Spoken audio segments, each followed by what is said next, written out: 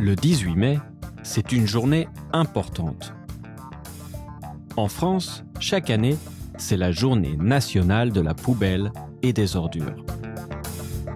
C'est pour cette raison joyeuse que je propose d'examiner un instant ce mot particulier, la poubelle. L'objet et ce qu'il contient, les ordures. Les Parisiens ont déjà bien célébré les leurs, un peu en avance cette année, et pour cause, c'est chez eux que sont nées les premières poubelles du monde. Ou du moins, les premiers récipients à ordures appelés poubelles. Parce que le mot est ce qu'on appelle une antonomase. C'est une figure de style où un nom commun trouve son origine dans un nom propre, ou l'inverse. Autrement dit, c'est un nom qui donne son nom à un nom. Par exemple, quand le comte de Sandwich a eu l'idée géniale de fourrer sa tranche de salami entre deux bouts de pain, sans le faire exprès, il a inventé le sandwich.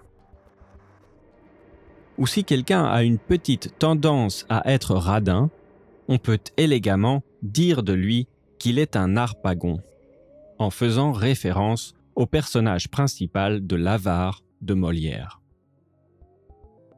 De même, si j'avais écrit ces quelques lignes, dignes de faire de moi le Marcel Proust du podcast, avec un bic depuis mon jacuzzi en sirotant un verre de Bordeaux, j'aurais raconté des salades, mais avec panache. Eh bien, les poubelles, c'est la même chose.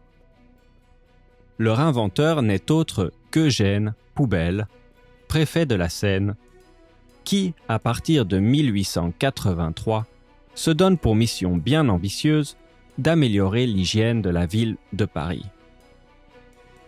C'est donc un bel hommage que les Parisiens lui ont rendu encore cette année en empilant leurs poubelles dans la rue et en les brûlant en son honneur. Fort heureusement, même les meilleures choses ont une fin. Et au fond, le 18 mai n'est pas seulement la journée de la poubelle, c'est aussi celle des ordures. Et ici, pas d'antonomase, pas de métaphore, de comparaison ou d'analogie. On ne parle pas des politiciens, mais bien des déchets, des immondices, sans qui les poubelles n'existeraient pas.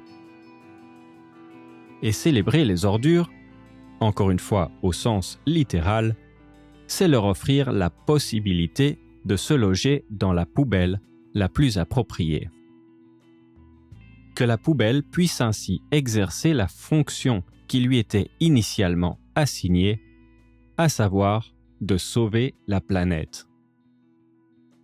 C'est simple, on commence par adopter l'objectif zéro déchet, et s'il en reste, les déchets organiques vont dans la poubelle compostable, les déchets papier, plastique, métal dans la poubelle recyclable, le verre avec le verre et le reste dans la poubelle. Question. Quelles sont vos antonomases préférées ? Est-ce que le tri des poubelles est une solution efficace contre le réchauffement climatique ? Est-ce que le non-ramassage des poubelles est une solution efficace contre certaines décisions politiques ?